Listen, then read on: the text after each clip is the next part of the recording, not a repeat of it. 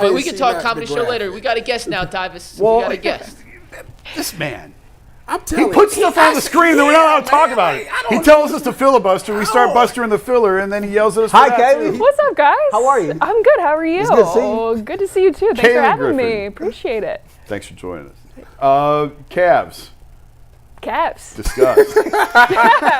Where do we start? I got a question. Yeah. 48-10. When you look at the Cavs record, right, ahead of the big matchup tomorrow against Boston, what key factors do you think has been the most attributing to where we are right now at this point in the season? Number one, Kenny Atkinson.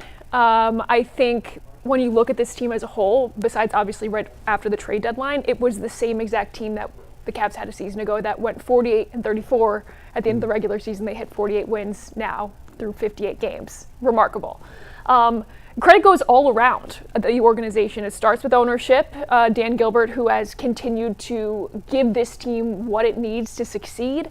Time and time again, he's not afraid to go into the tax. Like Kobe said, going into the trade deadline, we have the new facility that's going to start being built. So credit there. Credit to the front office, who had this trust in what they built already, who was like, hey, people calling for changes within the team in the offseason, and they said, no, we've got something here. We're building something. Let's have patience and having trust in what they already built. And then, it's Kenny. The system he brought in, the buy-in from the players. It takes a special group to be in the NBA and say, hey, I will sacrifice my minutes. I will sacrifice my contributions. If that means we're going to win games. Donovan Mitchell is averaging the lowest points per game since the 2019-20 season right now. His minutes are the lowest of his entire career.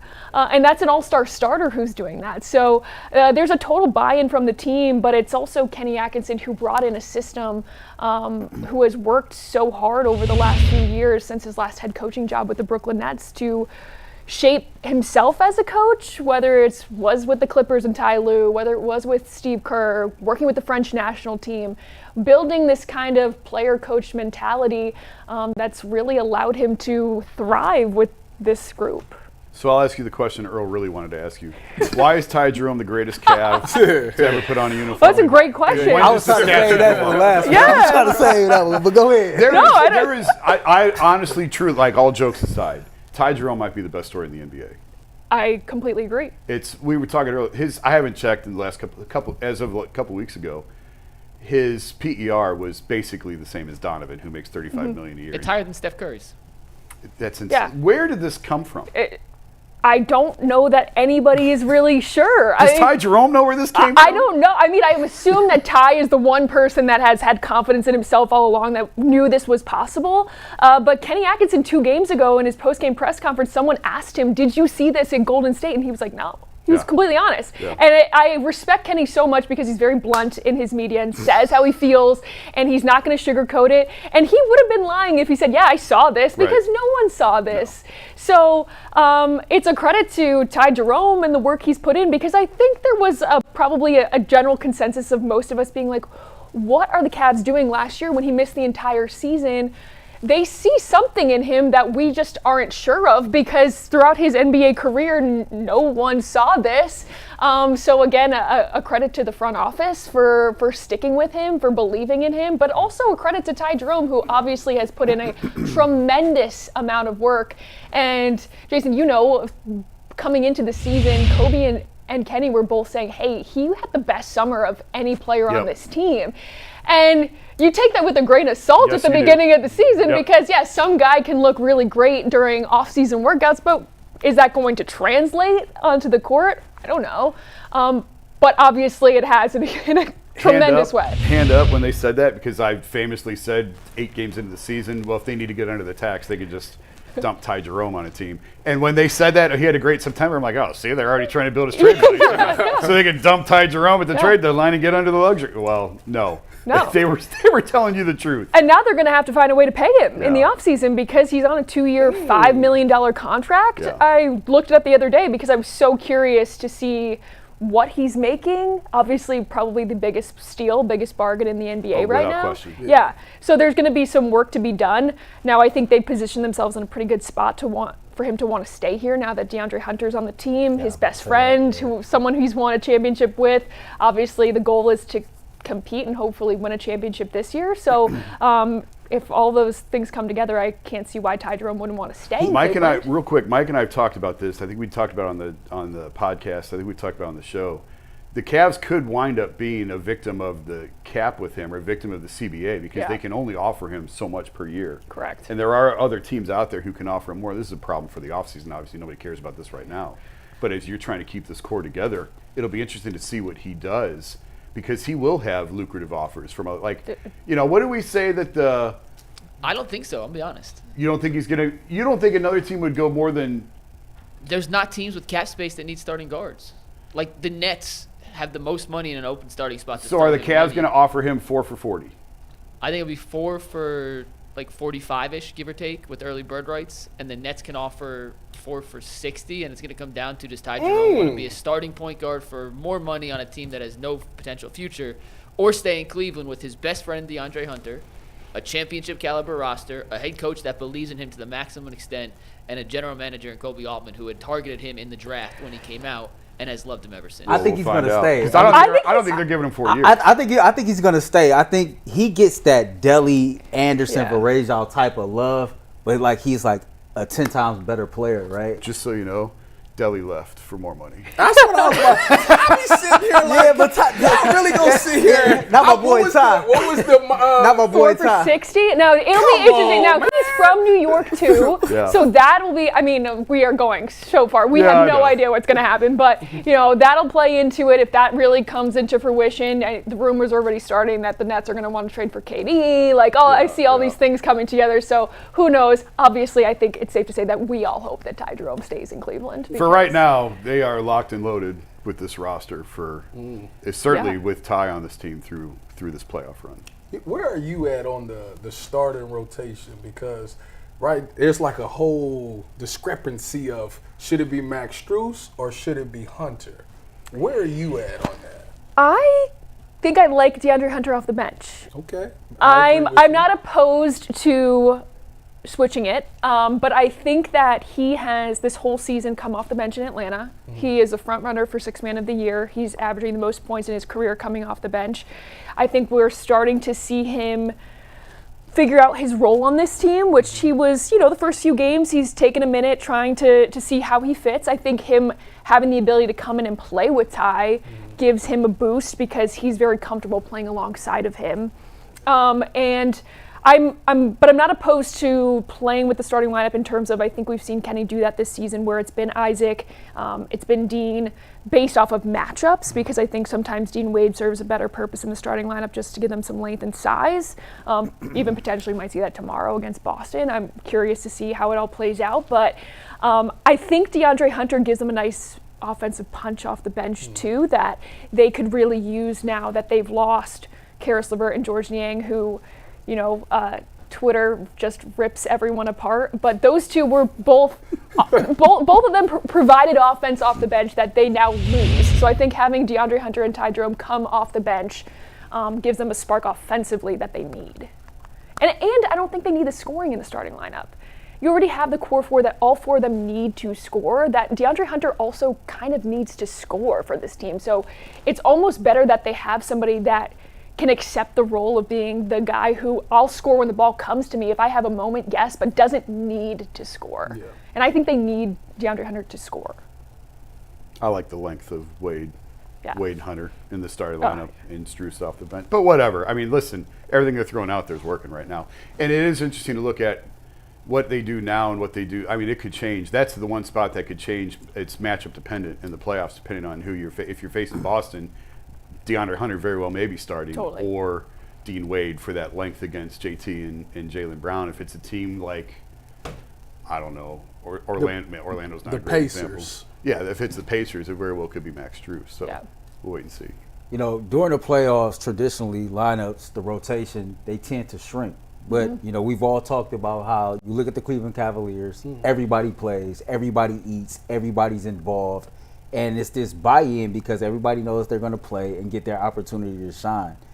Is there any chance that Kenny goes untraditional and sticks what he's been doing all year come playoff time? I think it'll shrink. He's kind of said it. He's kind of alluded to it that as the season, we get down to the nitty-gritty of the last couple weeks of the season, that he's going to have to shorten the rotation a little bit. I think we now know, though, as we've seen the season play out, that they have the ability to throw a lot of those guys in at any point, which is obviously going to be a luxury to them if they ever get into foul trouble, or there are situations where maybe Sam Merrill gets red hot. You got to play him. Like, that's something that can happen. But Kenny has kind of alluded to over the last, I would say, 2-3 weeks that, yeah, we are going to have to shorten up the lineup a little bit now because it's just not realistic to probably play 11, 12 deep. You just don't see that. So, but I could see him playing still 10 guys pretty consistently. He has done it all season. I still think he is going to shorten up. And we even saw it, I think it was the Memphis game. He predominantly played 7 to 8 guys. Now, he ended up towards the end, mixing some guys in, 6 minutes here, 8 minutes there. But it was the starting 5 with Hunter, Ty, and I don't even remember who the other one was, but it was shortened up where most of the minutes got down to about 8 guys. I got to ask you about AC because I see the TikTok dancing. Oh, yes. How did you get him to dance? Yeah, well. And what is your best AC story? Unbelievably, you would think that I'm forcing him to dance, but it's actually the other way around now. So, as everyone knows now, Austin has kind of taken over the role of the pregame analyst with me. And I think there was a little hesitancy. Obviously, he's very comfortable calling games. It's what he's done for his entire career. But he's done a masterful job of coming on pregame. It gives him more time to really expand, get his thoughts out, show his personality, and I've really enjoyed it. But I think at the beginning of the season, I sensed a little hesitancy of him trying to get adjusted to the role. And so I was like, you know what, I'm going to try to build some excitement about this show. So I am not a TikToker, but I was like, I'm going to see if I can get him to do some of these trends just to get him onto it. And who could have predicted us start at 15-0? So I think it was when we were 4-0, I just got him to do a little dance, and it started to pick up steam in Cleveland like crazy. And people were calling him, texting him, being like, oh my gosh, I can't believe, this is awesome. And so then he was like, we got to keep doing it. And it has obviously taken on a life of its own. Again, never would have expected us to be 48-10. Right. So it's kind of become this victory dance where people on Twitter, we won't even have started our post-game show and people will be like, where is the dance? And I'm like, we have to do a show first. we have to do our job. So I will tell you, as soon as the game starts, he's like, do you have any ideas? Any ideas for a dance tonight? So AC has gotten really into it. I will say I have kind of lost a little fuel in terms of coming up with the dance. Now it is hard, right? I have to find things that people are interested in, but that he can execute. And we don't really practice. We kind of just do it on a whim at the end. Yeah. So I've saved 3 more dances that I've saw that we'll hopefully do in the next few games. But yeah, it's got to be something that he can actually do too. Keep him on TikTok and off Twitter. He's not allowed to tweet. Yes. TikTok. I'll show you after this interview. We're gonna give AC a big extra plug dance to do. There we go. That's funny. All right. So everything has been good about the Cavs this year. What is going into the playoffs? What's the one thing that you haven't seen yet from the Cavs that could scare you? I think it's just the experience, and I think we've talked about this. I've talked about it with Austin. I've talked about it with some of our producers. Is think about how long it took Boston to get to winning a championship. They were in those situations multiple years, getting to the Eastern Conference Finals, getting to the finals. That's LeBron's fault. LeBron's fault. It's a bunch of other teams' faults too, but it was. He's been in the West for 8 years. For a long time, it was LeBron's fault. For a long time, it was LeBron's fault, but as of late, it took them a while to get over that hump. They had to take some losses, so I think this is still a really young team, but I think just them having the experience the last 2 years, obviously the Knicks series, they're still reminded of it. We talked about a few games ago when they played the Knicks. The Orlando series was on their mind, and they remember what happened in Boston. So I think they're a little ahead of the schedule in terms of the in-season success that they've had, but I think just time will tell based off of playoffs is a completely different beast, and for a lot of these guys this will be their third time in the playoffs for Darius, for Evan, for a lot of these guys. So I think it's almost a time will tell sort of thing. It's just a different atmosphere in the playoffs, and they're going to have to learn on the fly. But Kenny has done a really good job of putting them in different situations throughout the regular season to prepare them. He wanted to switch up rotations to see how they react. He wanted them to face adversity in a number of different ways so that they're prepared when they experience that in the playoffs. But there's ultimately, you can't replicate what the playoffs are. Right. So I think, it's just a time will tell. Well, in case you aren't busy enough with the Cavs, now you're also adding Guardians to Yeah. your plate for the summer. So tell us a little bit about that. Yeah, I'm not doing a ton, like 25 games, which I'm really excited about. That's though. a lot. Yeah, it is still a lot. But in the perspective of a 162 Right, game season, right. it's really not that much. I'll be splitting hosting and reporting duties. Honestly, what it came out, I think I was nervous about the reception because people get so used to their broadcast team, and it's just to give Andre and Al a few games, a few series in the season, which they haven't really had as of recently. So it's just to, give them some time to take a weekend off and enjoy. But my previous job in Houston, I did a lot of baseball filling in as a field reporter and host. So I did about 70 games in the summer down there. So I'm excited to do 25 will be good just to get out there. I'm used to working in a dome, so being outside will be new. But yeah, it should be really fun. I'm really looking forward to it. Can't beat summer nights in Cleveland. Honestly. That's a fact. That's true. June, July, and August, that's the best time to be here. Wasn't you there for the eclipse? I was. Yeah. Yeah. That was cool. That's like one of the coolest pictures I've ever taken. I can't take pictures, but you can't screw that one up. Like, it just point and shoot. Yeah, that was That epic. That was really cool. Yeah. Good for you. I'm glad you got to experience that. Well, you experienced it too. Not at Progressive Field though. Yeah, that was cool. It's in the backyard. That was cool. I look right up at it. You look directly at the sun? Yeah. Good job, Ty. It's just, Hopefully you had those glasses on. well, so this is the thing. I apologize, fans, but I gotta explain. Every this. time he goes through different things, I wasn't all the way sure of the whole situation. Okay. I didn't know. Got it. Like, to see the eclipse, Yes. I had to wear the glasses. Right. I thought like I could just look up and I'd see the whole thing. So when I looked up, I'm like, it looked like the sun. And then they was like, give me the glass. I put it on, and I seen it. I said, okay. You're lucky to burn your eyes out. You My know, God. the thing is, everybody's worried about. I wanted to defeat science. Okay, yeah. Yeah. you talked about the experience, and I remember yesterday I was just riding and I was thinking about the Cavs. And, you got Ty Jerome and DeAndre Hunter, who's won a national championship together. So to a degree, you got some championship experience there. You got Kenny Atkinson, who's won a championship as an assistant with Steve Kerr and the Warriors. You got Tristan Thompson on this roster that's an OG and one of the most historical NBA championships to ever be won in history. And then you got the guys like, Darius Garland, Donovan Mitchell, Jared Allen, Evan Mobley, who's been through the gauntlet together and it came up short. And so when she talks about the experience piece, maybe it's my bias or my optimism, but I think they've been through the storm and the fire, and they have guys who have won championships and know what it takes. Everything is right there for the Cleveland Cavaliers to take this year and become NBA champions. Got a long way to go, got to stay healthy, but just hearing you talk about that, it made me think about, well, you got some guys on the staff and on the roster that can kind of help, lay out that blueprint of what it's going to take to get to where we're trying to get to by Father's Day. Yeah, I totally agree. I think Donovan also has a real chip on his shoulder because I feel like throughout his career he has been doubted by so many people saying he can't be the guy. And I think his unselfishness this year and total buy-in, he will take over a game when he needs to, whether it has to be to set the tone at the beginning of the game, whether it has a game winner at the end of the game. Like, he has an uncanny ability to read what's happening, and I think he is going to be obviously the head of the snake for this group.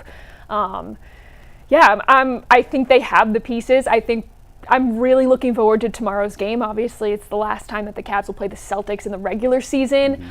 They played them right before the trade deadline, and I think it was ultimately a spark that kind of spiraled into what we saw the Cavs do at the trade deadline with potential injuries. Do they have enough length? Do they have enough size should they go after a wing, and they did. So I think this will be a good test. I don't love that the Celtics lost to the Pistons by 20 last night. That gives me a little hesitancy. Now, Jaylen Brown did not play, but I have a gut feeling he's going to play tomorrow. It should be interesting. It should be I think we'll get a real test of where this team is. DG plays tomorrow, you think? I think he will. I think Kenny said after the game he missed it against Memphis that he was not concerned. He thought it might be a one-game thing. Maybe they would be cautious, and they kept him out against Orlando. So I think Darius will play, but if they want to be cautious, maybe they don't. But Kenny kind of alluded to that after the Memphis game. What do you think needs to have the bigger game for that Boston series? Is it more Evan or is it more Darius? I know, right? Stumped her. Yes. I tend to go Evan. Okay. I think we know what Darius can do. Obviously, we know what Evan can do too, but I think this year has been Evan's breakout year. So for Evan to have big games against the biggest opponents is something that we're really looking for in terms of the growth of his game. Obviously, Boston has a lot of size too, so I think that presents its own challenges for him in terms of how he can match up with their physicality, whether it's Horford, whether it's Porzingis, Tatum. I think Evan having a big game against the Celtics is something that everyone will look for. I agree with you. Cleveland State on the road tonight, Wright State, and home for senior night, right? Yes. Saturday against Purdue Fort First Wayne. of all, I just need to thank you guys for giving Cleveland State love throughout the season, because not everybody in Cleveland gives them love, so I appreciate great that. year. They're Yeah, having a great year. Yeah. They are, they are looking for their 20th win of the season, which would be their 4th straight year, but 3rd straight with head coach Daniel Robinson. I do have a little bias. My husband's an assistant coach there, so I am locked in on the Vikes. But yes, they're playing on ESPN2 tonight at 9 p.m. Saturday is senior day. They've got 3 seniors, Chase Robinson, Tevin Smith, and Ibo Deba, who have played such a huge role in this team's success this year. They're still fighting for the regular season title, which it doesn't mean as much anymore, because it used to mean you'd go to the NIT automatically. Now they took that away, so that kind of stinks for a team like someone in the Horizon who that means a lot. Why would they take that away? Well, they got this crown thing. Yeah, now. I saw that they've got all these different tournaments it's the now. Big East, Big 10, and Big 12. Yeah, there's the NIT. There's so many things going on, but they took that away, so that kind of loses a little bit of what you're fighting for in the regular season. But yes, if you go to this link, 50% of tickets go to the Gathering Place, which is it's a business that helps families that are dealing with cancer within their family. So it's promoting a good cause, but also supporting the Cleveland State men's basketball team this weekend against Senior Day. Their last regular season game at home, but they will play next week. Thursday, they'll host a quarterfinal of the Horizon League tournament, which I can't believe we're already talking about March Madness. Horizon is obviously the earliest one. They play first. So, yeah, next week, Cleveland State will be in the Horizon League tournament. So, yeah, it's exciting. I am getting my basketball fill now, and I obviously love supporting Cleveland State. It's fun for me to not be working. I just turn off my mind and watch the game as a fan, which is fun.